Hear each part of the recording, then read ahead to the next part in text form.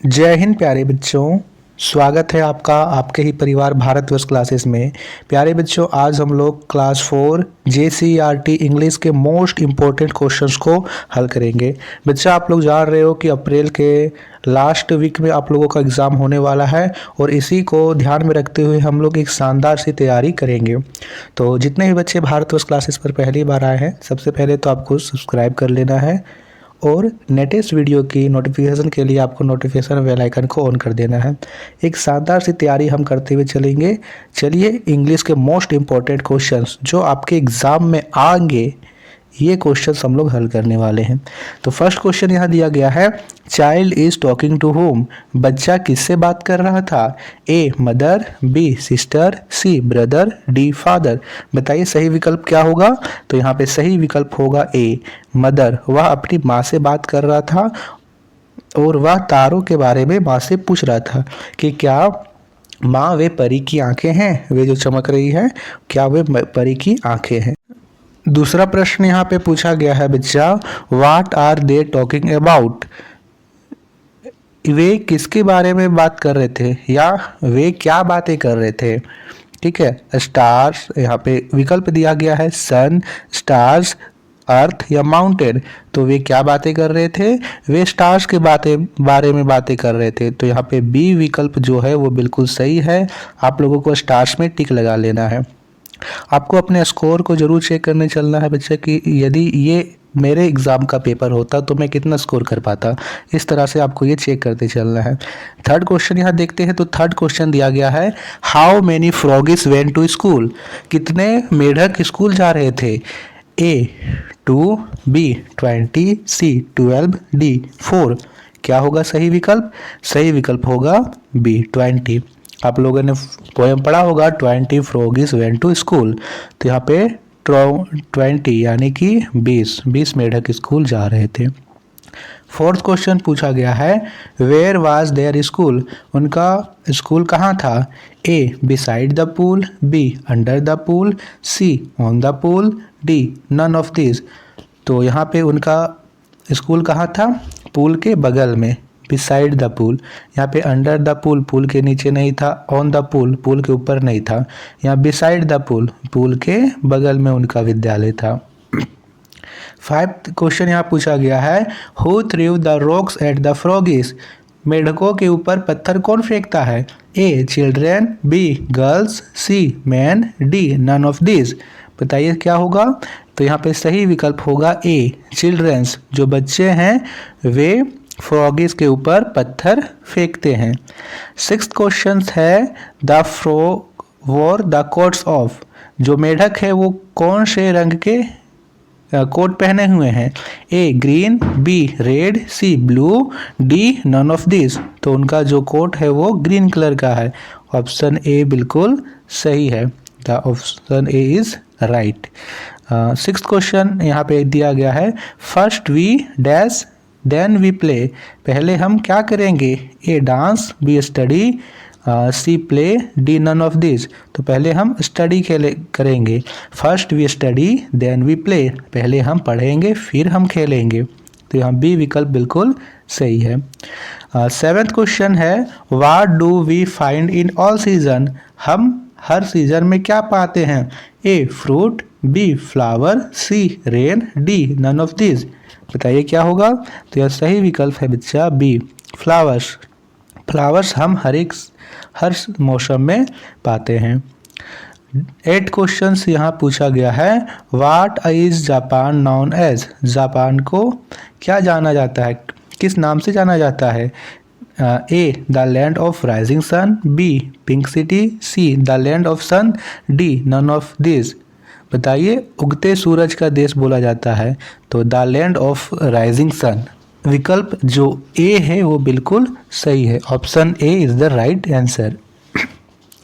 9th question पूछा गया है, name the famous train of Japan. Japan के फेमस ट्रेन का नाम क्या है? ए ब्लेन, सी प्लेट, सी बनेट, डी बोल्ट। यहाँ पे देखिए आप लोगों को स्पेलिंग को ध्यान में रखना है। बुलेट ट्रेन नाम है, BULLET बुलेट। ठीक है, बने ब्लेन बुनेट ये नहीं होगा। 10th क्वेश्चन पूछा गया है, हु लिव्स इन हट। हट में यहाँ पे कौन रहता है? आप लोगों ने पोयम पढ़ा होगा द वंडरफुल लैंड, उसमें जो बताया गया है उसी के अनुसार ये क्वेश्चन पूछा गया है कि जो झोपड़ी है उसमें कौन रहता है? King, B poor, C queen, D man. तो यह सही विकल्प है बी पुअर। वंडरफुल लैंड में जो पुअर है वो हट में रहता है। सही है? नहीं, वहाँ पे किंग होगा, क्योंकि वंडरफुल लैंड में किंग रहता है हट में, और जो पुअर है वो रहता है पैलेस में। ठीक है, वंडरफुल लैंड में क्या होता है? सभी कुछ उल्टा होता है। जो क्वीन है वो कुओं से पानी खींचती है, और जो सर्वेंट्स हैं वो सोने और चांदी पहन के घूमते हैं। तो यहाँ पे जितने बच्चों ने पुअर पे टिक लगाया था उन सभी का गलत है, और जितने बच्चों ने एक किंग को बोला था उनका उत्तर बिल्कुल सही है। जी हाँ बच्चा, बिल्कुल आपका उत्तर सही है। 11th क्वेश्चन पूछा गया है, who are seen gold and jewel? कौन सोने और चांदी के आभूषणों में दिख रहे हैं? A the queen, B the man, C the servant, D the king. तो सही विकल्प है सी द सर्वेंट। जो यहाँ पे सर्वेंट्स है वे सोने और चांदी पहन के घूम रहे हैं। 12th क्वेश्चन है, which is the smallest member of the sun's family? सूर्य के परिवार में सबसे छोटा सदस्य कौन है? A Mercury, B Earth, C Jupiter, D Saturn. तो बताइए सबसे छोटा ग्रह कौन सा है? मरकरी। सन से सबसे नज़दीक मरकरी है और वही सबसे छोटा ग्रह है। हिंदी में इसे बुध बोलते हैं। अर्थ की बात करें तो अर्थ को नीला ग्रह कहते हैं, अर्थ में हम लोग रहते हैं। जुपिटर सबसे बड़ा ग्रह होता है। ये बातें आपको ध्यान में रखनी है।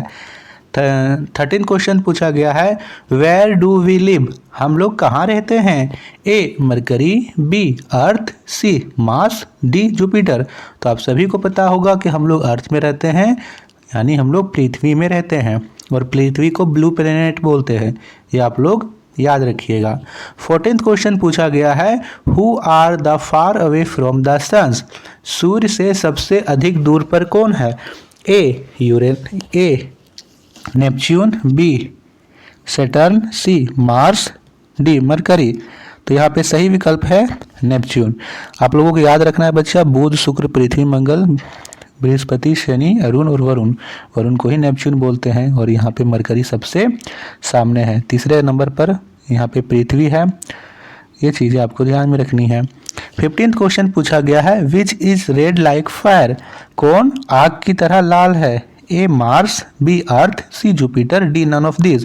तो लाल ग्रह मंगल को कहते हैं, यानी मार्स। ए विकल्प बिल्कुल सही है। 16th क्वेश्चन यहाँ पूछा गया है, Chhau dance is played by? Chhau नृत्य किनके द्वारा प्ले किया जाता है? Only by females, only by males, both male and females, D none of this. तो यहाँ पे सही विकल्प है बच्चा ओनली बाय मेल्स। केवल पुरुषों के द्वारा यह परफॉर्म किया जाता है, महिलाओं को इसमें कोई भी भूमिका नहीं होती है। 17th क्वेश्चन है, poses are made bye?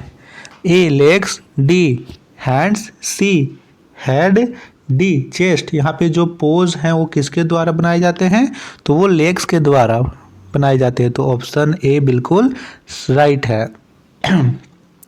18th question है, Chhau dance is originated in? Chhau dance का जो ओरिजिनेट है कहाँ से हुआ है? A Ranchi, B Mayurbhanj, C Mumbai, D none of this. तो सही विकल्प है बी मयूरभंज। यहाँ पे मयूरभंज विकल्प बिल्कुल राइट है। 19th क्वेश्चन है, हमें राइमिंग वर्ड्स बताना है। राइमिंग वर्ड्स होता है समान तुकांत वाले शब्द।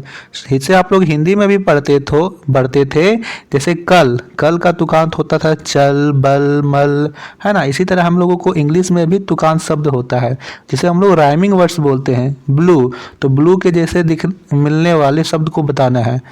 यहाँ पे विकल्प हैं, यहाँ पे जी होगा ग्लू। यहाँ पे ग्लू लिखा हुआ है, ये ब्लू ना होकर ग्लू है, GLUE ग्लू। तो विकल्प ए है glue, B hot, C can, D green. तो देखिए यहाँ पे है ब्लू और ये है ग्लू, तो ब्लू और ग्लू बिल्कुल एक जैसे लग रहे हैं, तो ए होगा। आप लोग हॉट का भी देख सकते हैं। हॉट का हो सकता है पॉट, कैन का हो सकता है बैन, और ग्रीन का हो सकता है स्क्रीन, SCREEN। यानी पढ़ने में एक जैसे तुकांत वाले लगे। 20वां प्रश्न पूछा गया है, find the rhyming word of pure. Pure का समान तुकांत वाला शब्द बताना है। विकल्प हैं ए लाइक, बी डिसलाइक, सी श्योर, डी लव। बताइए क्या होगा? बिल्कुल सही, सी होगा, श्योर, क्योंकि प्योर श्योर एक जैसे पढ़ने में लगते हैं। 21वां प्रश्न पूछा गया है, find the rhyming word of blow. Blow का राइमिंग वर्ड क्या होगा? ए ग्लो, बी बाइक, सी कैट, डी डॉग। तो सही विकल्प है ए। यहाँ पे जो ब्लो है उसका राइमिंग वर्ड्स होगा ग्लो, ब्लो, ग्लो। 22 क्वेश्चन है, find the opposite word of near. Opposite मतलब होता है उल्टा, तो नियर मतलब होगा सामने, तो सामने का उल्टा शब्द क्या होगा? A far, B like, C love, G going. Far मतलब होता है दूर, लाइक मतलब होता है पसंद, लव मतलब होता है प्यार और गोइंग मतलब होता है जाना। नियर मतलब होगा पास, तो पास का उल्टा क्या होता है? दूर, दूर को हम लोग बोलते हैं फार, तो विकल्प ए बिल्कुल सही है। लाइक का अपोजिट होगा डिसलाइक, आप लोग ये नोट करते चलिए। लव का अपोजिट होगा हैट और गोइंग का अपोजिट होगा कमिंग। ठीक है, ये आपको ध्यान रखना है। 23 क्वेश्चन है, find the opposite of word of these. These का अपोजिट वर्ड क्या होगा? A love, B those, C this, D good. तो सही विकल्प है बी, दोज होगा।